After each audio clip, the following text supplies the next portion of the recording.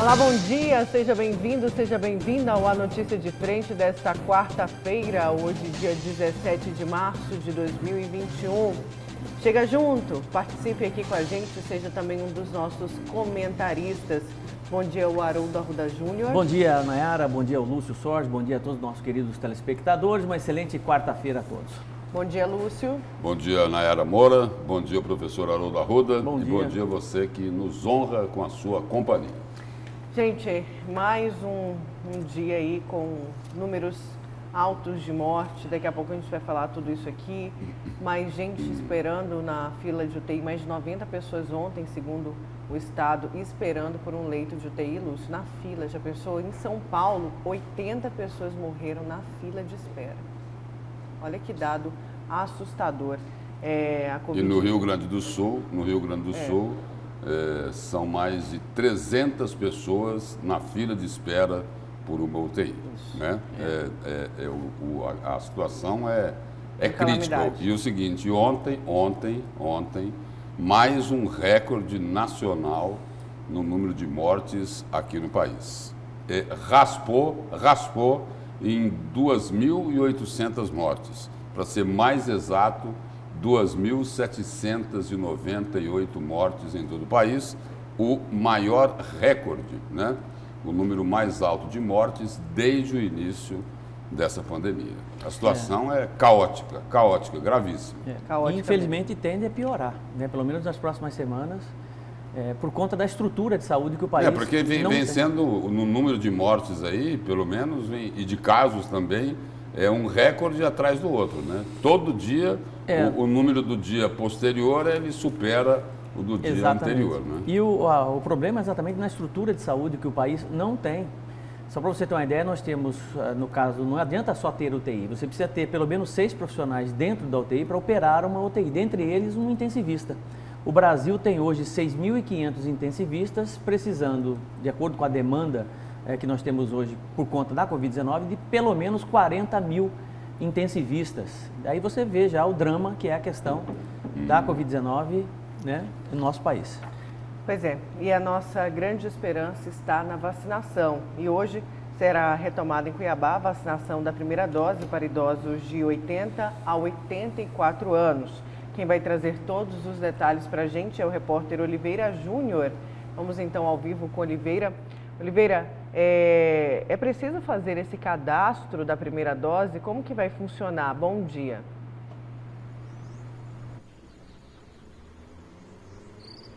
Bom dia, Nayara. Bom dia, Lúcio, Haroldo, você que acompanha o programa Notícia de Frente. Sem dúvidas, Nayara, é preciso fazer o cadastro. Os idosos de 80 a 84 anos de idade que ainda não foram imunizados com a primeira dose da vacina voltarão a ser vacinados a partir desta quarta-feira. Nesta fase da campanha, o polo de vacinação está aberto de segunda a sábado, das 8 da manhã às 6 da tarde. Para tomar a vacina, é necessário sim fazer o agendamento pelo site da campanha. Desde ontem, a agenda foi liberada às 13 horas. Atenção, anote aí, você idoso que tem entre 80 e 84 anos. Ou você que é filho ou neto, né, de idosos e vai levá-los para a vacinação. O endereço eletrônico é o seguinte: vacina.cuiabá.mt.gov.br. Repetindo, está aí no vídeo, mas eu vou repetir. vacina.cuiabá.mt.gov.br. E após entrar nesta página, é preciso seguir o passo a passo. É feito um pré-cadastro, clicar no aceitar, continuar, tipo de dose, escolher a primeira dose e clicar no próximo passo. Seguindo as instruções, é muito rápido, é muito fácil. O problema que está acontecendo, né, é que tem muita gente que não estava conseguindo acessar, né? Nós tivemos telespectadores, inclusive, que entraram em contato com a nossa produção e nós tivemos que intervir junto à Secretaria de Saúde para fazer, né, explicar melhor, inclusive, lá no programa Tribuna, você entrevistou a responsável da Secretaria de Saúde de Cuiabá, que contribuiu de forma decisiva para que esses idosos pudessem, então, fazer o seu agendamento. E aquelas pessoas que não conseguirem fazer o agendamento, como é que elas vão proceder? Vão ficar sem tomar vacina? Não. Atenção, você idoso, preste atenção. Durante o agendamento, a pessoa deve mandar um e-mail. Caso dê algum erro no sistema, atenção para este e-mail: cadastro.covid@gmail.com. Repetindo, cadastro.covid@gmail.com, e neste e-mail você vai pedir o cancelamento do agendamento. Após receber o e-mail com a confirmação do cancelamento, a pessoa poderá fazer um novo agendamento. Isso para quem tiver a informação que houve erro no preenchimento deste cadastro. Portanto, os idosos voltam a ser vacinados e depois que essa etapa for encerrada, os mais novos, né? Aí vai caindo a idade, 70, né? 75, 60, até chegar na nossa idade aí, né? Vai demorar um pouquinho, Nayara, para você ser vacinada. Eu acho que você vai ser a última, viu? Daqui a pouco eu volto com mais informações. Isso mesmo, Oliveira. Mas tô aqui na esperança, viu? Tô na esperança que não demore tanto ainda não, que seja esse ano, nem que seja lá para dezembro, o presente de Natal. Mas tem uma forma. Obrigada, Oliveira. Tem uma forma de você se vacinar antes. De repente você pega Pra carona Cuba. nesse jatinho pra Cuba. Você não tem é 30 isso? mil? Com Você que né? Como que é nesse Tem jatinho 30 mil, Eu pra não Cuba? sei com que dinheiro, né, Lúcio? 30 Olha, mil você vai. Agora, voltando a falar sério, deixando a brincadeira de lado aqui, nós já falamos isso, acho que já falamos aqui no Notícia de Frente, já tocamos nesse assunto lá no Jornal do Meio-Dia, para os próximos grupos, a sugestão que a gente deixa é que a Prefeitura de Cuiabá faça o que a Prefeitura de Várzea Grande está fazendo, não é isso? Quando a pessoa lá que estiver no momento dela ser vacinada, de tomar a primeira dose, já faz lá o procedimento para a segunda dose, para eliminar essa fase totalmente burocrática de ter que se cadastrar novamente, porque é isso que está ocorrendo, não é? Quer dizer, para tomar a segunda dose, você tem que repetir todo o procedimento que foi feito para tomar a primeira dose. Quer dizer, dá para diminuir essa burocracia. Espera aí, e com segurança. A pessoa foi lá, tomou a primeira dose, se identificou, não é? É a Nayara Moura. Cadê seu CPF? Está aqui. Seu RG? Está aqui. Pronto. Ou seja, já fica agendado. A pessoa não precisa mais ir lá para tentar se cadastrar, eliminando essa burocracia. E o seguinte, né? Facilitando a vida das pessoas, até porque nesse momento aí, tirando os profissionais que estão lá na linha de frente lá do combate à pandemia, a maioria são pessoas idosas. Deixa eu colocar aqui na tela do nosso telespectador, está o site vacine.cuiabá.mt.gov.br. Lembrando, aqui vai ser esse o site, gente, muito cuidado. Ontem a gente falou muito sobre golpes lá na rádio e o pessoal está se fazendo valer de qualquer situação, Lúcio, inclusive da vacina. Aqui é a primeira fase, o Lúcio está falando que na segunda fase o pessoal está tendo que cadastrar. Tomara que a prefeitura, que a secretaria reveja essa situação da segunda fase, porque agora está na primeira, só para passar essa informação aqui, está na primeira e depois vai para a segunda desse grupo que está vacinando. Então, vamos fazer igual a Várzea Grande está fazendo. Marcou ali no cartão, não marcou? Tomou a primeira dose hoje, aí marcou lá para o dia, 5 de março. Vai no dia 5 de março, pronto, a pessoa tem essa obrigação de ir com a documentação, não precisa cadastrar de novo. Se errado, estabelece que é na mesma unidade de saúde, não é isso? Fica até mais fácil a administração disso. Então. Pois é, só tem lá no Centro de Eventos do Pantanal, Exato. Não tem como errar. Agora é o cadastro. Se errar o cadastro, presta bastante atenção, gente, na hora de fazer esse cadastro. Não esqueça de colocar o grupo prioritário que você tem entre 80 e 84 anos. Mas se você errar, aí na sua tela, cadastro.cba.covid@gmail.com. Você vai informar que está dando falha, porque na hora que você estiver ali tentando, vai aparecer que o cadastro está errado. E aí você tem que pedir para a secretaria refazer para você, é diferente de o horário de lotação, de tudo isso. Vai aparecer que o cadastro está errado. São dois sites, dois endereços bem distintos. Um para você cancelar, porque você não consegue agendar sem cancelar, caso você tenha errado, né? E outro para você fazer um reagendamento. Isso que é importante. Né? Lembrando que só abre a partir de 1 hora, tá, gente? Só tocando no assunto. Você tem que ficar ali tentando, pedir para o seu filho responsável, você é idoso aí. É muito burocrático isso também, viu, Lúcio e Haroldo? O ideal seria... Você ficar ali tentando, sem dúvida, e tudo muito congestionado. Sim, eu recebi um áudio ontem de um de um rapaz dizendo que nem dorme direito, passa 24 horas em frente ao computador para tentar fazer o agendamento, né? E não consegue. Conseguiu ontem, mas depois de muito tempo tentando esse agendamento. Essa logística apontada pelo Lúcio e pela Nayara, ela é ideal. Você vai lá, toma a primeira dose, faz seu agendamento, faz seu cadastro e já marca a data da segunda dose, né? O problema é que muitas vezes você não tem o provisionamento da vacina. O Brasil ainda está com uma dificuldade muito grande, principalmente dos prefeitos, né, dos governantes, de ter um volume exato de vacinas para cada estado, para cada município. Mas no caso da Coronavac já fica reservado. Fica reservado. Você, por exemplo, Haroldo vai tomar, então a sua primeira dose e a sua segunda já fica reservada.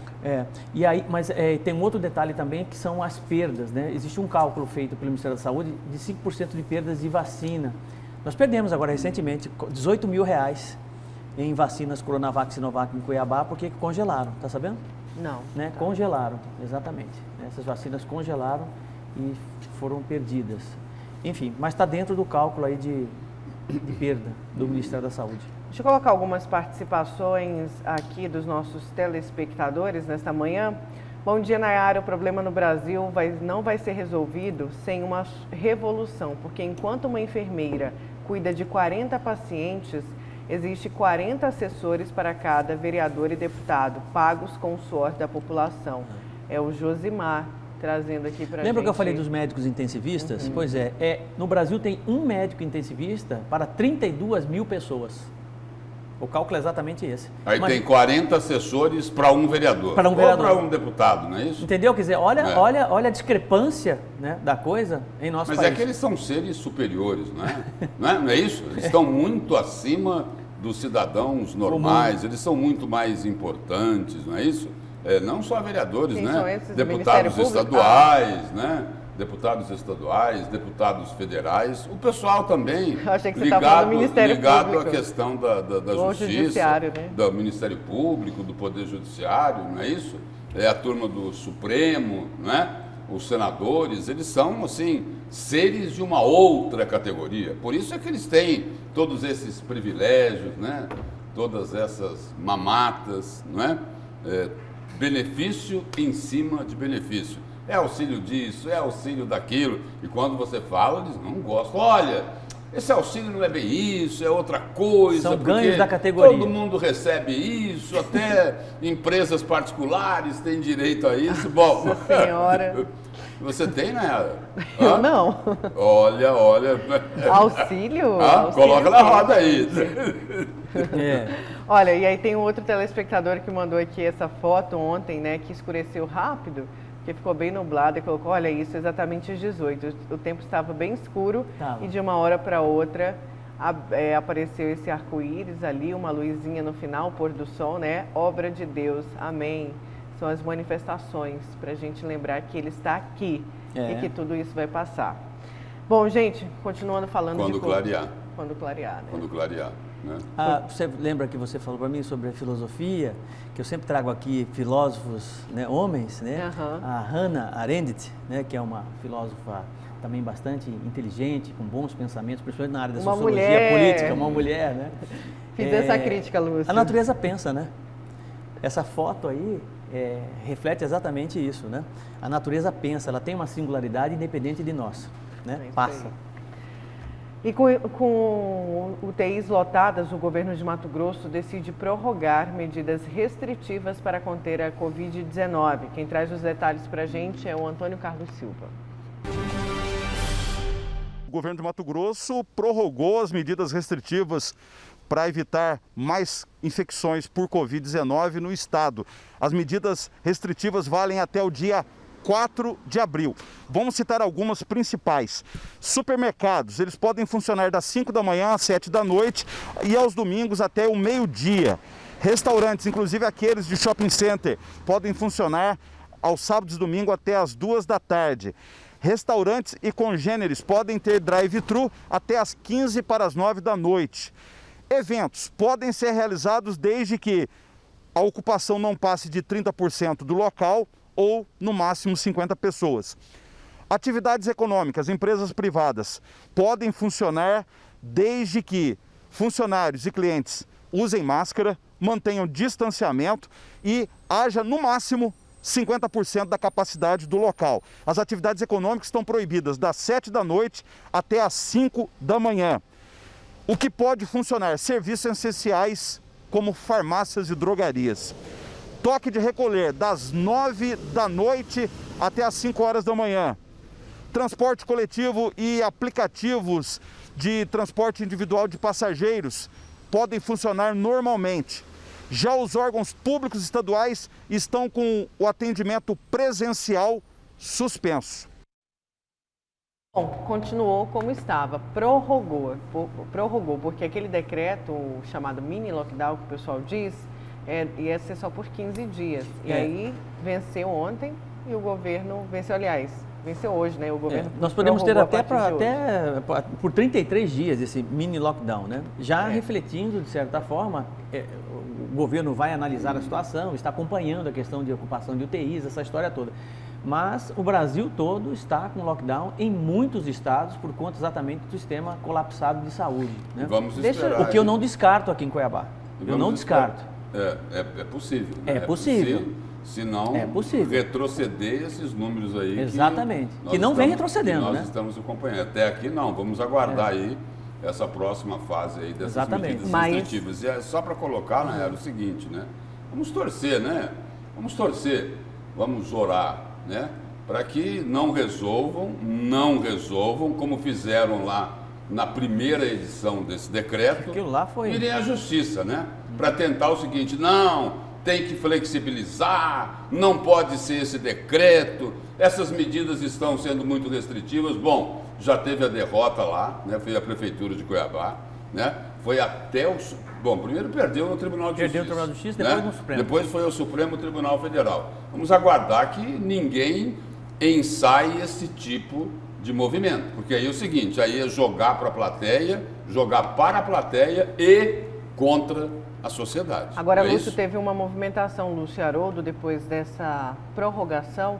A Brasel, a entidade que representa bares e restaurantes aqui de Mato Grosso, emitiu uma nota com o seguinte título, vou ler um trecho dessa nota. Setor de alimentação fora do lar pede socorro para o segmento. O objetivo principal do encontro foi levar questões à fragilidade do segmento para que o próximo decreto pudesse ser construído com entendimento das particularidades do setor. É com surpresa que recebemos o anúncio da prorrogação do decreto estadual, vigente por mais 20 dias, declara a presidente da associação, a Lorena Bezerra.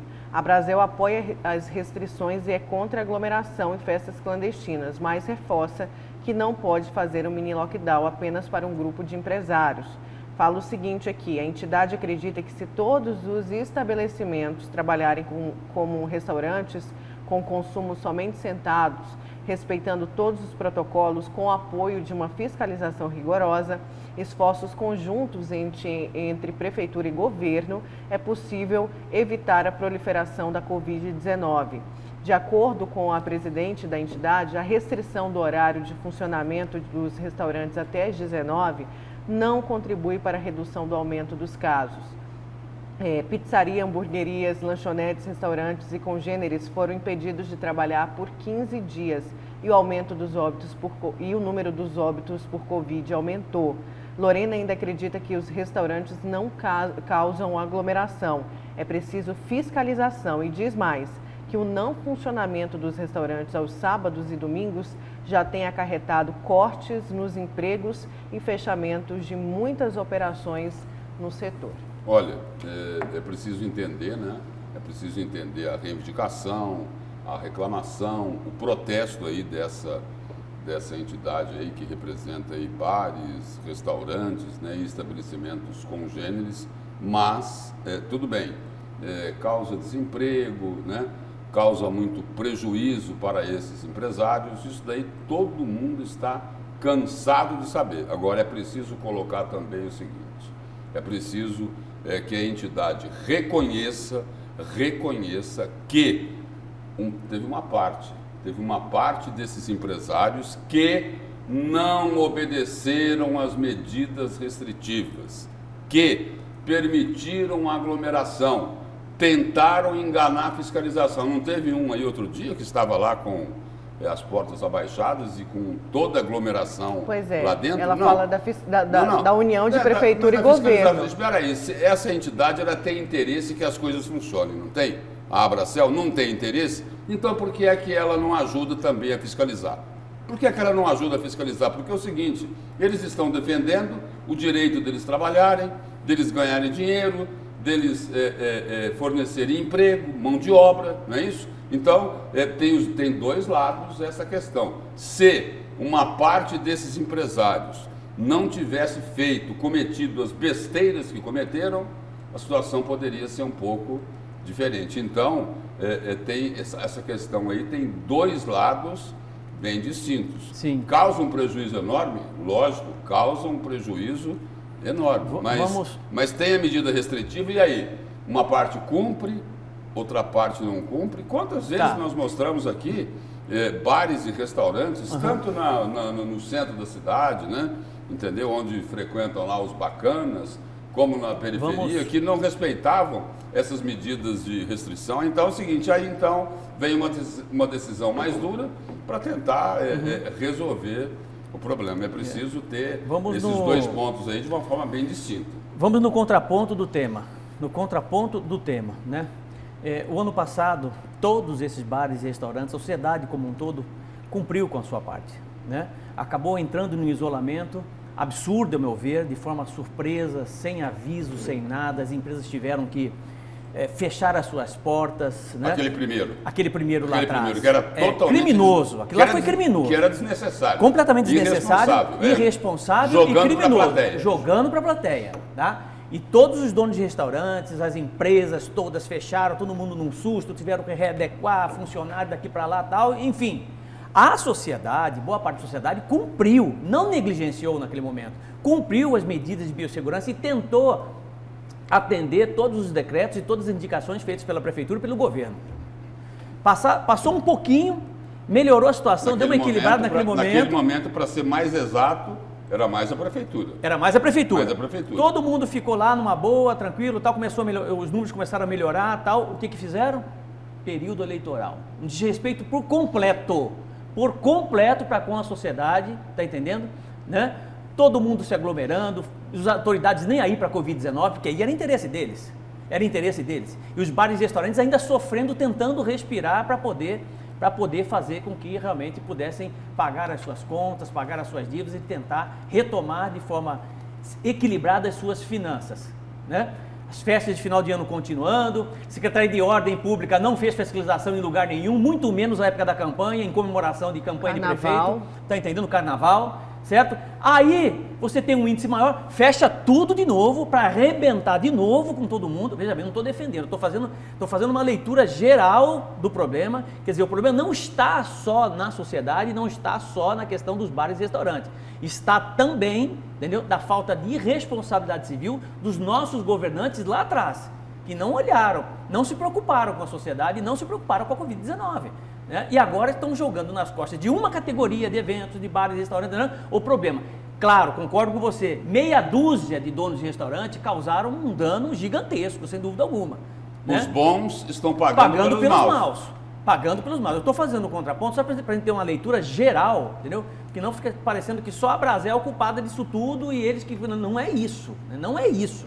Nós temos aqui negligência de parte da sociedade. Não, a Abracel cumpre o papel dela na defesa do setor. Ela está correta. Então, eu estou falando, é só preciso colocar os dois lados dessa questão.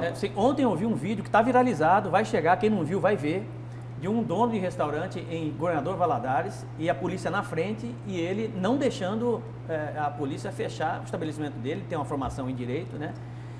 E o desespero dele diz o seguinte: olha, eu vendi tudo que eu tinha para construir o que eu tenho. Isso aqui são 30 anos de esforço para manter esse restaurante. Vocês abrem, entendendo? Aí vocês fecham, eu tenho meu estoque, eu vou jogar tudo fora, meu estoque que eu tenho aqui no meu restaurante, entendendo? Vocês estão expulsando meus clientes, vocês estão quebrando com todo mundo. Aqui só tem trabalhadores. Aqui estou eu, que é o dono da empresa, aqui tem garçom, aqui tem cozinheiro, aqui tem um monte de gente, rapaz. Entendeu? Quer dizer, então ali reflete realmente o desespero de milhares de empresários em nosso país que estão completamente dilacerados por conta dessa questão da Covid-19. Não estou dizendo que o governo está errado, nem que está certo. Eu estou apenas contando o cenário como que é difícil. Pois é, e vamos entender o que faltou também, faltou por parte do Poder Público se organizar. Só para concluir esse raciocínio aí, como é importante o bom exemplo, né? Como é importante o bom exemplo. Exatamente. Pegar o gancho ali da campanha política, né?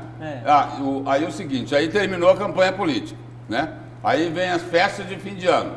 Aí o cidadão lá na rua fala assim, espera aí, o deputado estadual, federal, o candidato a prefeito, ele podia juntar aquela turma danada, aglomerar sem máscara. E aí o seguinte, nós não podemos reunir... Agora a culpa é minha? Com os amigos e com a família, ou seja, é o exemplo. E o seguinte, falar em exemplo, olha, aleluia. Aleluia, Nayara Moura, professor Haroldo Arruda e o telespectador. Finalmente, eu não sei há quanto tempo entrou no ar, mas depois de um ano de pandemia, eu tive o prazer de ver um material publicitário do governo federal, não é do governo federal? Aquele que aparece o nome dos cientistas? Não, pedindo para usar máscara. Ah, tá. Não, eu vi esse material ontem à noite, numa emissora de TV, pedindo para usar máscara, pedindo para ter cuidados com a higiene, não é isso? Distanciamento social, olha... Aleluia. Deixa eu falar de um ponto aqui, o telespectador... O presidente também vai tomar vacina. Vai tomar vacina? Deixa eu só falar de ontem para hoje que vai tomar vacina. Antes de mudar o assunto, deixa eu só trazer aqui um ponto. Nosso telespectador mandou um post aqui, muito interessante, que abre uma outra discussão. Ele colocou aqui, ó, março de 2022, fique em casa para achatarmos a curva ter tempo de preparar... Março de 2020, não é? Perdão, 2020. Para prepararmos o sistema de saúde e não entrar em colapso. Aí, ó. Março de 2021, fique em casa porque o sistema entrou em colapso. Não fizemos nada, usamos o dinheiro para outra coisa, mas a culpa é sua que você terá que pagar. Ontem eu conversei com o presidente do Sindmed, que é o Sindicato dos Médicos aqui de Mato Grosso. Ele falava justamente isso, a falta de organização do poder público aqui em Mato Grosso. Quando ele fala poder público, ele traz para os prefeitos e para o governo do estado. Ele levantou a questão do hospital de campanha. Por que não se fez um hospital de campanha? Eu falei assim, olha, quando a gente questiona isso ao governo do estado, o que o governo nos responde? Fizemos mais que isso, abrimos leitos permanentes de UTI no metropolitano. E ele falou, mas o hospital de campanha não é para ter o leito de UTI. O hospital de campanha, ele é aquele intermédio para a pessoa que precisa de um cuidado mais intenso, ficar ali no hospital de campanha. Uma arena Pantanal, por exemplo, do atendimento mais complexo, mas que está ali entre o meio. Não é nem a pessoa que está com sintomas leves e nem a pessoa que vai entubar. É a pessoa que precisa de respirar por oxigênio, por exemplo, fica ali no meio do hospital de campanha. Não teve planejamento, Lúcio. Não teve. Ele falava disso, o Adeildo Lucena.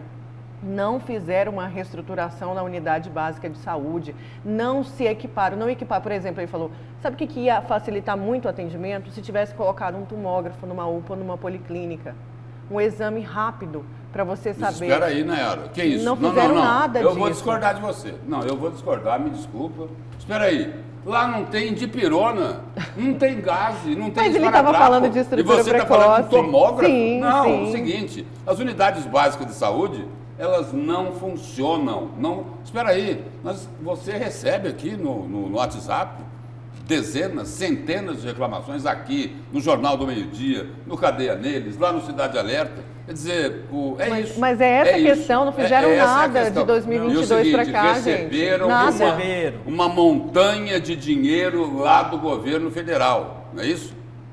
Reconhecendo aí o papel do governo federal. Muitas vezes aqui eu sou questionado, você só critica. Não, tem que reconhecer aquilo que é correto. Veio lá uma montanha de dinheiro do governo federal, e aí o que é que eles fizeram?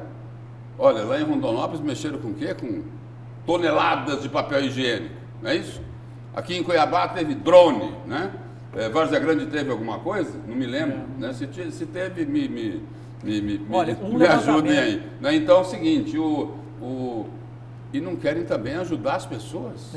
Não querem ajudar as pessoas. Lúcio. Tem aí o seguinte, nós vamos ter essa falta reportagem. Remédio, Lúcio, falta remédio. A pessoa chega lá e não tem remédio para fazer o tratamento da Covid. Provavelmente, a não Polícia tem, Federal gente. Foram 117 bilhões de reais encaminhados aos governos e municípios. A Polícia Federal já está chegando à conclusão, né? Tudo indica que 60%, vou repetir, 60% de tudo que foi enviado para o combate à Covid-19 foi desviado.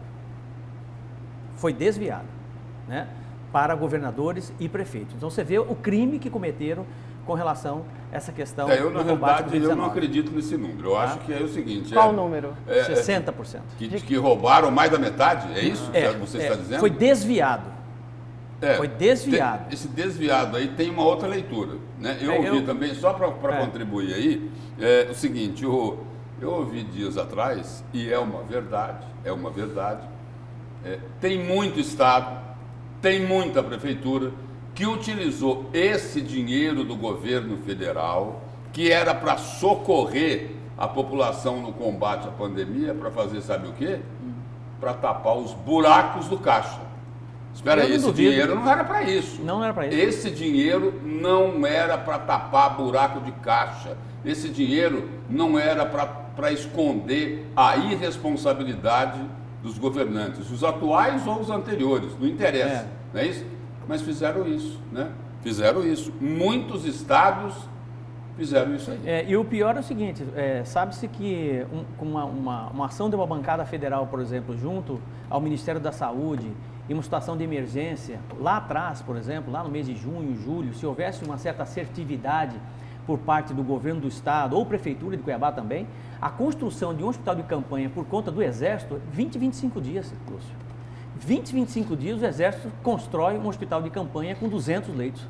Assim que foi feito o hospital de campanha lá em Pacaembu, São Paulo. Enquanto isso, o transporte aqui, daquele jeito, o nosso telespectador manda um intermunicipal, um transporte intermunicipal que é de gestão do governo do estado, de Várzea Grande para Cuiabá. Olha a situação aqui, gente. Não, deixa eu trazer essa foto aqui, olha ali, na tela, a situação do transporte público. Olha isso aqui, olha ali, Lúcio, olha ali, Haroldo. Isso é algo vergonhoso, né? Algo vergonhoso, irresponsável, criminoso. É de hoje essa foto? De ontem. De ontem. Quer dizer, isso aí é algo criminoso, expondo toda a população ao contágio do vírus. Existe ao contágio do vírus. E eu só quero voltar lá na questão, essa polêmica sobre o hospital de campanha, mas é preciso também colocar o seguinte, né? Recentemente nós vimos aí, a imprensa noticiou, aumentou um pouco de leito aqui em Cuiabá, né? Teve um aumento de leitos de UTI, teve aumento de leitos de UTI lá em Várzea Grande, né? Teve aumento de leitos de UTI no interior do estado. Então, isso também precisa ser colocado na balança, não é? Tudo bem, o Sindicato dos Médicos, a categoria, tem o direito de reclamar, dizendo que o hospital de campanha podia ajudar, mas é preciso também olhar para esse outro lado, né? Para não dizer que a gente fica colocando só o dedo na ferida. Não, ele reconheceu. Porque é o seguinte, porque a situação... Não estou falando só do metropolitano, não. Eu estou falando dessas medidas mais recentes de aumentar o número de leitos, porque senão, tudo bem, a situação é terrível? Sim, é terrível, mas poderia ser muito mais caótico do que está se não estivessem criando esses leitos de UTI. Eu, particularmente, é o seguinte, eu tenho minhas dúvidas em relação ao hospital de campanha. Bom, porque é o seguinte, em muitos estados aí a gente viu o seguinte, que era uma mina para os ladrões, né? Os corruptos, né? Os safados de plantão. Qual que vai ser seu destaque de hoje, Haroldo? Vou falar sobre essa... Na semana passada nós vimos aí o prefeito Emanuel Pinheiro, juntamente da Câmara de Vereadores de Cuiabá. A Câmara aprovaram um projeto de lei do Executivo, né? Para que ela pudesse, por meio de um consórcio, por meio da Frente Nacional de Prefeitos, adquirir vacinas, né? Inclusive nós entramos ao vivo aqui, falamos com o Juca do Guaraná, eu perguntei, vai comprar vacina de quem, né? Existe essa intenção. Lá em Várzea Grande segue na mesma linha. A Várzea Grande também faz parte desse consórcio, que reúne 638 prefeitos no Brasil, que foi formado lá no comecinho de março, né? E, segundo o Calil, já tem aí reservado 5 milhões de reais para a compra de 126 mil doses dessa vacina lá para a Várzea Grande. Eu vou explicar para vocês como é que funciona e qual é a intenção destas prefeituras quando que essa vacina vai chegar e de quem eles podem comprar. Certo. E o seu, Lúcio? O meu destaque de hoje é sobre o momento que se vive, né? Esse momento assim, dramático em que o país está vivendo, né? O epicentro da pandemia mundial. E eu falo isso pelo seguinte, a Fiocruz, ela afirma o seguinte, aí nós estamos falando de ciência, e isso é o seguinte, até o novo ministro da Saúde, Marcelo Queiroga, disse o seguinte, olha, a gente tem que, né, se atentar para as evidências científicas. Aleluia de novo, né? Então é o seguinte, a Fiocruz diz que o Brasil passa pelo maior colapso sanitário e hospitalar da história. Um resuminho aqui, ó, Distrito Federal e 24 estados do país estão, como a gente falava aqui, estão com as taxas de ocupação de leitos de UTI iguais ou superiores a 80%. Né? Quer dizer, e tem estados o seguinte, né, que o percentual é bem superior a isso, né?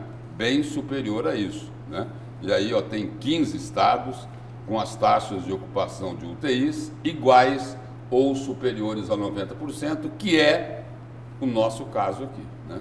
Que é o caso de Mato Grosso. Tem outros estados numa situação bem pior ainda do que a nossa, apesar da nossa ser complicada. Muito. Bom, gente, vamos para um breve intervalo. Só antes, uma sugestão aqui do nosso telespectador. Pena que isso daí, né? O tópico.